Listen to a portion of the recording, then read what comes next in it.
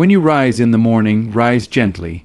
Rise slowly, like the sun that knows its power but does not rush to burn the sky.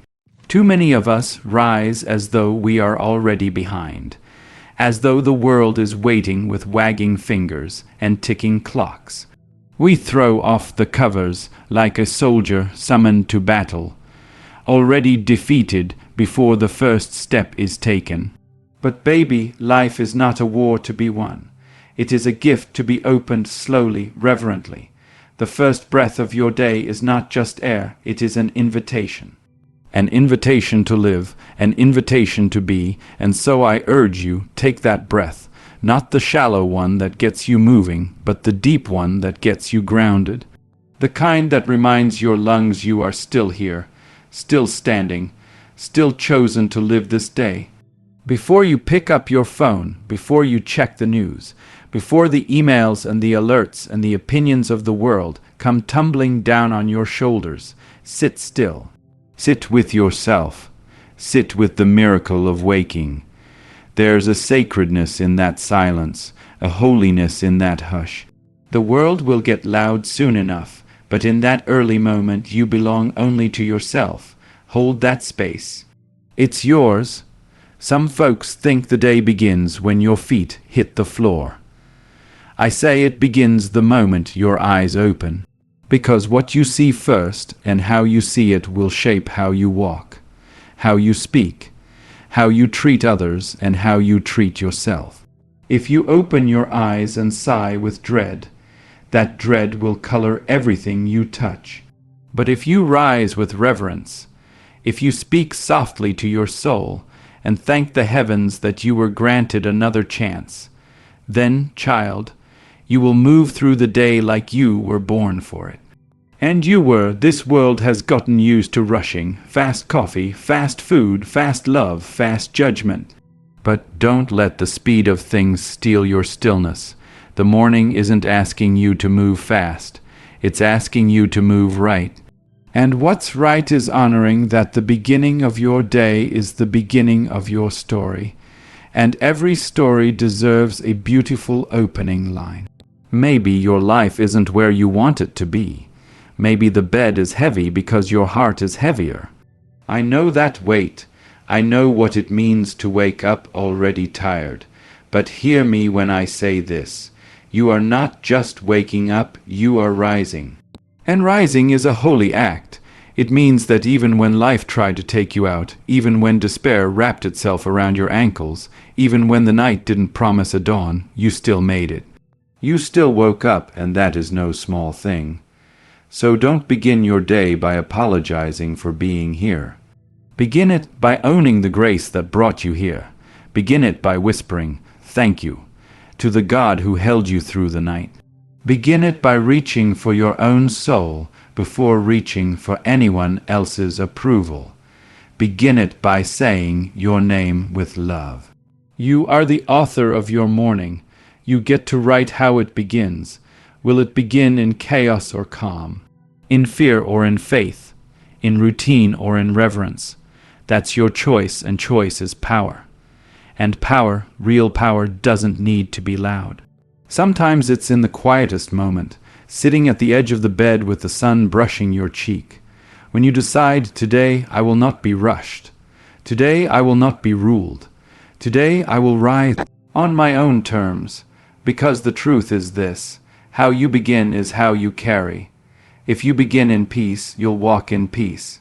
If you begin in panic, everything will feel like a race. But you are not in a race, you are in a life. A beautiful, singular, never-to-be, repeated life, and each day is your canvas.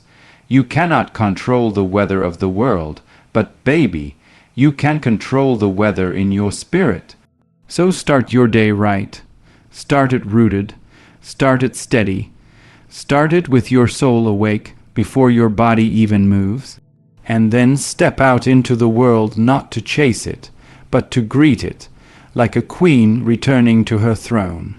Because you were never meant to wake up in fear. You were meant to rise in glory. When you look into the mirror in the morning, I want you to really see yourself. Not the bags under your eyes, not the hair out of place, not the lines or marks the world told you to be ashamed of. I want you to look deeper than all of that, because before you let anyone else describe who you are, you must be the first to speak your truth.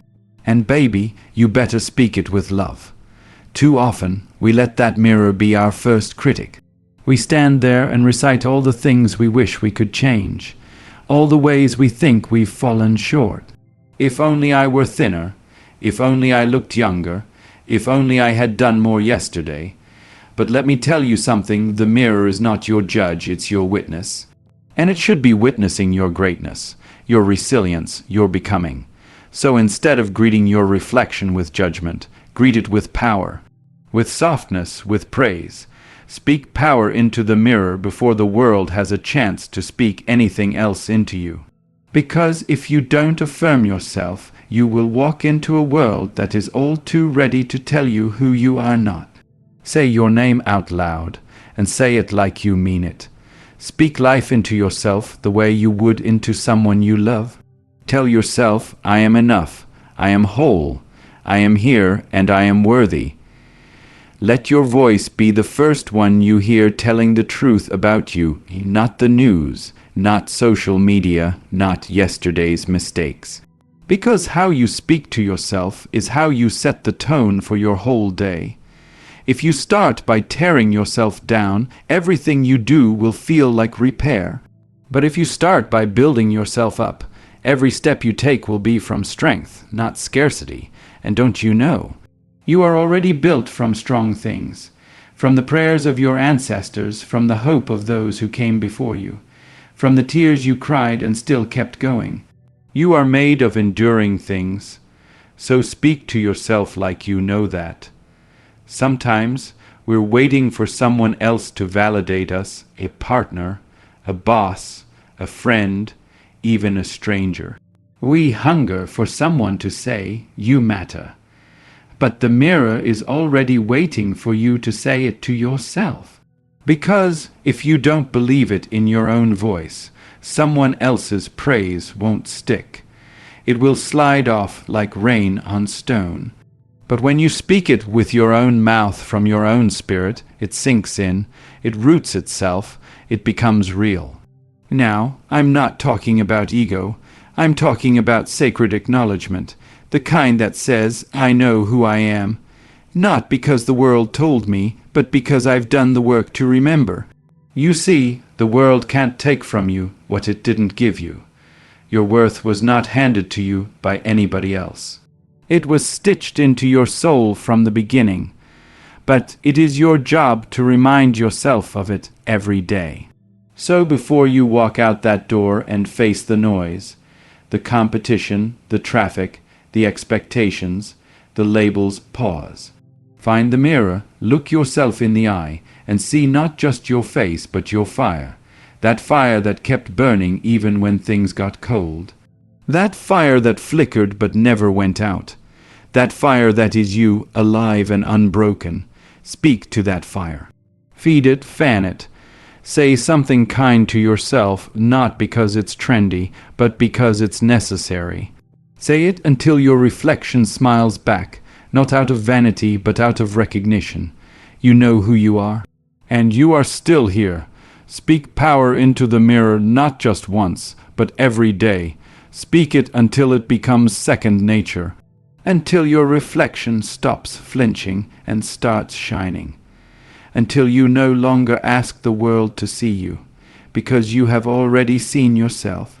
Because if you don't name your power in the morning, the world will spend the rest of the day trying to name it for you. Now hear me. When you wake, don't just feed your body and think the job is done. Don't pour the coffee, toast the bread, scroll your phone, and call that a morning. That's a ritual, but it's not nourishment. I'm not just talking about the kind of food that fills your stomach.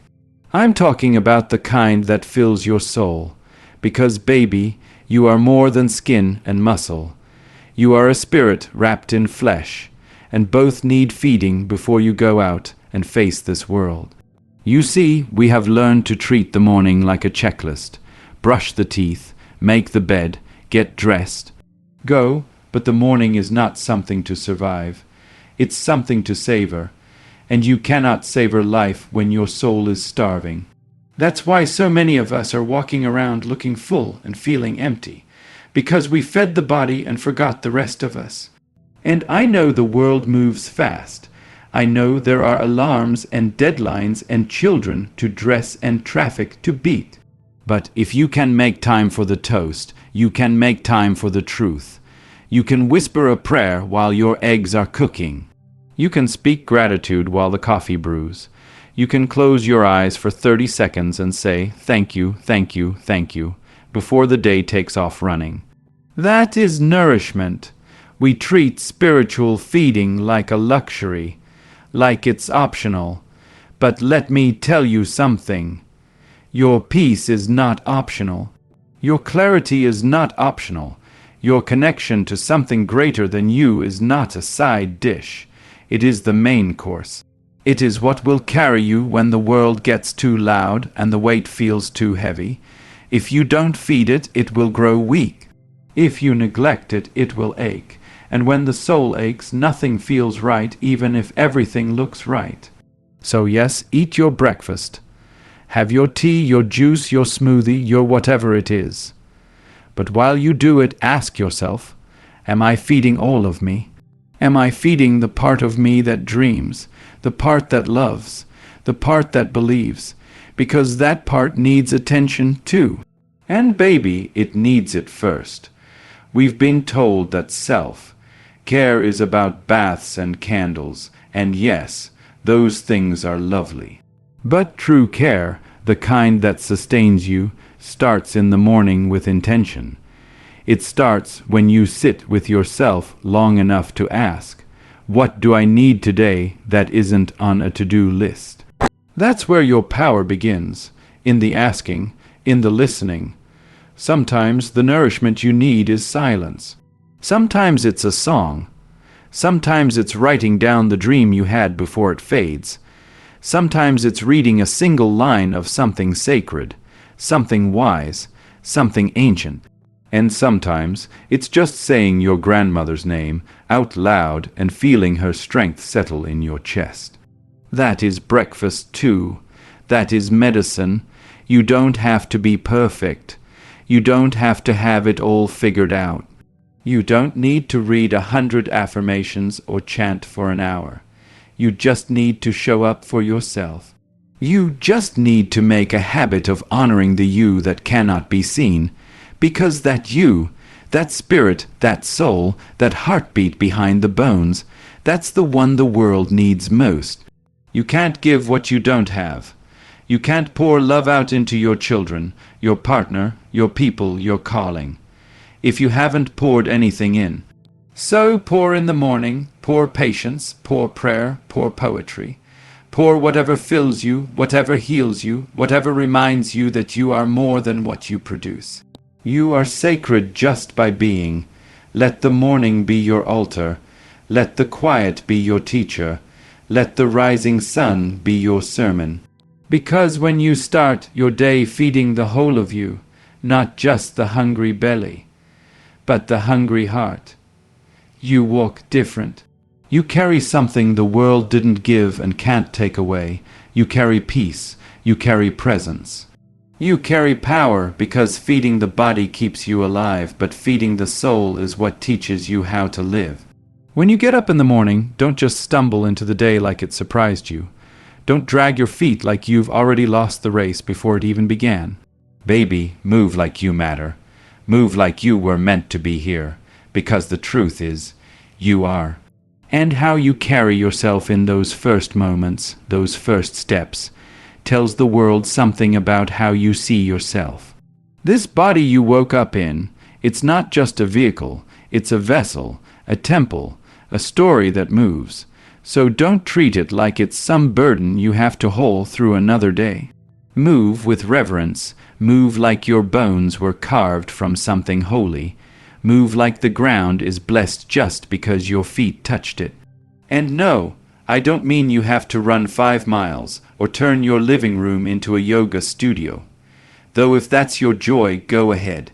I'm talking about something deeper than a workout. I'm talking about moving with intention, with presence.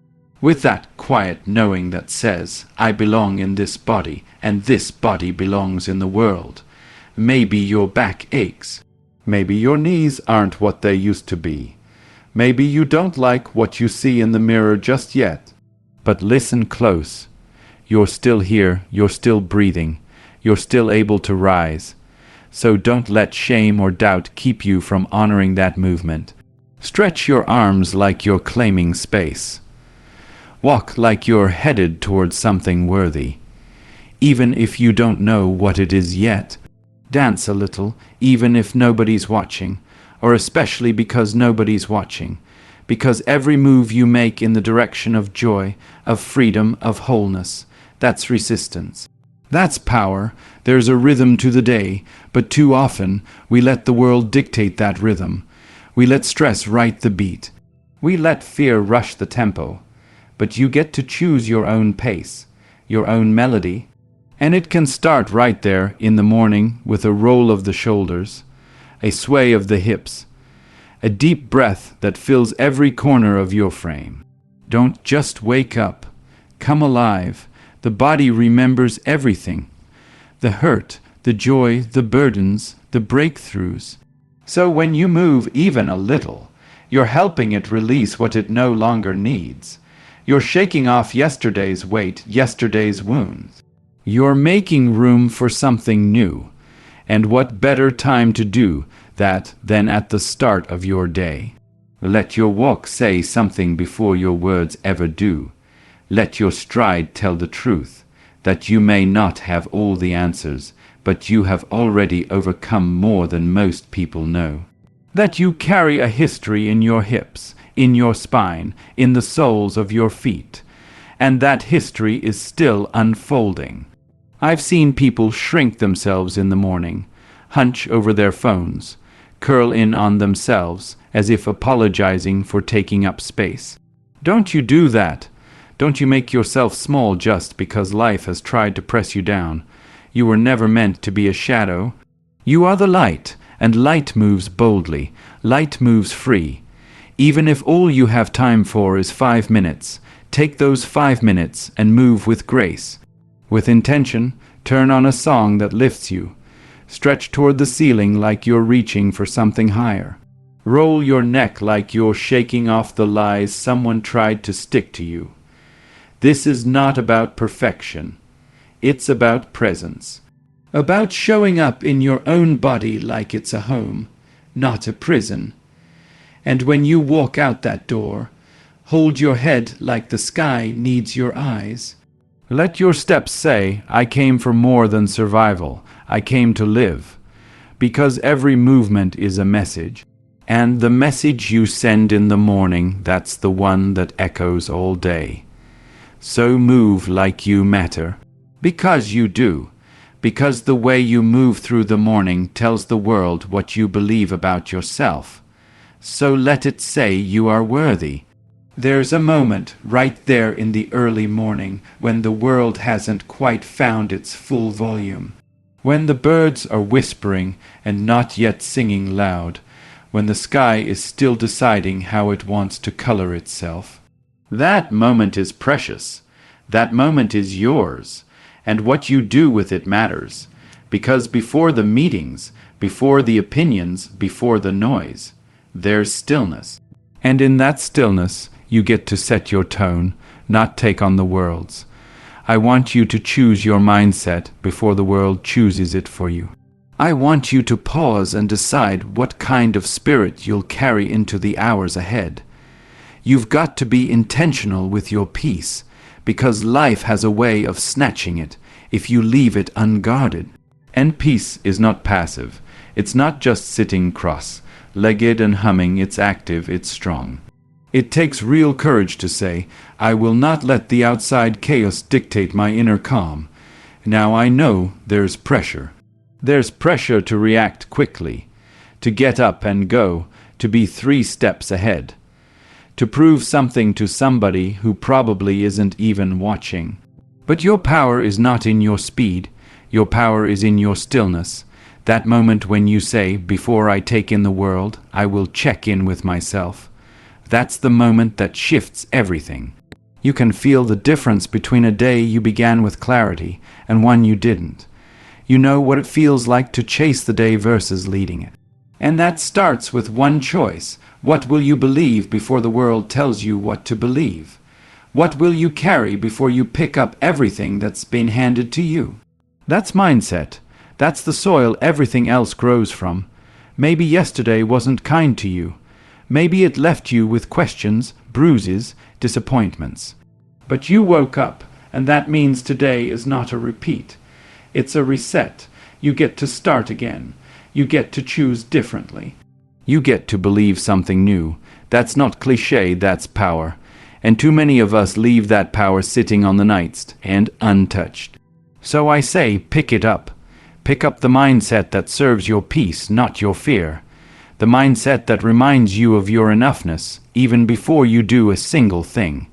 The mindset that says, whatever happens today, I will meet it with grace. I will meet it with resilience. I will not be undone by things I've already outgrown.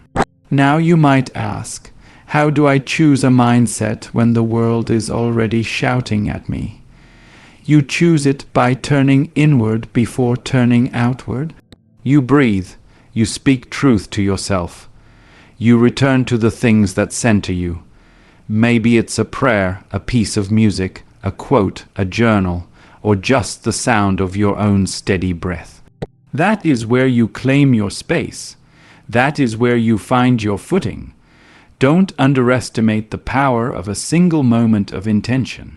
Just one clear thought can reroute your whole day. One affirmation, one word, one quiet commitment to yourself. That's the seed, and if you water it in the morning, it will grow all day long. Because life will come at you. Emails will pile up. People will disappoint you. The unexpected will knock. But if your foundation is strong, if your mindset is already rooted, those things won't unravel you. They might bend you, sure, but they won't break you, because you started the day on your terms. And there is nothing more powerful than a soul that decided, before anything else, I know who I am, and I know how I want to feel. Let that be your morning mantra, not just what you're going to do, but how you're going to be. Don't just chase productivity, chase peace. Don't just manage time, guard your mind. Don't just check boxes, check in with your spirit. You are not here to be consumed by life. You are here to create it, to shape it, to bring your presence to it like seasoning in a pot. That starts with a mindset that is chosen, not inherited, built, not borrowed, and when you do that, when you make that decision before the day makes it for you, you walk differently. You speak differently. You respond instead of react, and that changes everything. Because when you choose your mindset in the morning, you stop living by reaction and start living by design. And once you've taken the time to ground yourself, to speak life into your reflection, to nourish your soul, to move with purpose, to choose your mind, now comes the part where you open up.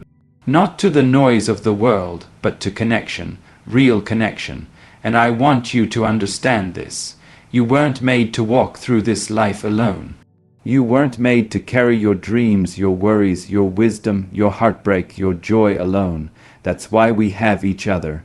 That's why the first act of community begins the moment you decide to reach out. You see, starting your day right isn't just about you. It's about how your energy touches the people around you. You don't need a stage or a spotlight to make an impact. Sometimes it's just the way you greet the person next to you. It's in the good morning that comes with eye contact. It's in the smile you give when you pass a stranger. It's in the moment you decide not to just exist in your space, but to share it. We've gotten used to isolation dressed up as independence. We tell ourselves, I don't need anybody. But that's just fear in a new outfit. Because deep down, every soul is hungry for belonging. And the truth is, the very thing you're holding back, the softness, the wisdom, the laugh, The warmth might be the thing somebody else needs to start their day right. That's why you've got to show up not only for yourself, but also for others, not with performance, not with perfection, just with presence. And don't think you have to pour out everything to be connected. Connection doesn't always come through deep conversations or grand gestures. Sometimes it comes in the quiet acts, checking in on someone, sending that message, offering a kind word without expecting one back, letting someone know they've been seen. Do you know how powerful that is? In a world where so many feel invisible, just being seen, truly seen, is a gift. And you have the power to give it every single morning. When you move through your morning thinking only about what's ahead for you, you miss the opportunity to be a blessing. You miss the sacred intersections that were placed in your path for a reason. But when you rise and remember that your energy doesn't stop with you, when you understand that your presence has a ripple effect, everything shifts. You become more deliberate, more open, more generous. And baby, generosity isn't just about money. It's about spirit. It's about how freely you offer love, patience, forgiveness, encouragement, even when you're still waiting to receive those things yourself. Sometimes you might feel like you don't have much to give. Maybe you're tired, maybe you're healing. But even in that place, there is still something in you that can reach someone else. Sometimes it's the person still healing who gives the most honest light. Because it's not filtered, it's real. And real is what people are longing for. Real is what makes the heart lean in. You never know what kind of morning someone else is waking up to. They may be rising into grief or loneliness or confusion. Your simple kindness could be the rope that pulls them up a little higher. You don't need to fix it for them. You just need to remind them they're not alone in it. So start your day with connection. Reach out to somebody who crossed your mind. Don't wait for the perfect time. Don't worry about whether they'll respond. The act of reaching is the medicine. Pick up the phone, write the note. Speak to the child in your house with a little extra softness. Let love be the language your morning speaks, even if you have to whisper it at first, because love in action multiplies. And connection deepens when you choose to lead with intention, not just emotion. You might not control the chaos that waits out there, but you can decide that the space you inhabit will be rooted in compassion, in kindness, in grace, not because everything's perfect, but because you've made a choice to be present anyway. So don't just rise alone. Rise and lift. Rise and reach. Rise and remember that you are part of something bigger than your schedule. Your energy matters, your light matters, your love matters, because the morning isn't just the start of your day. It's the start of someone else's healing if you choose to show up with love.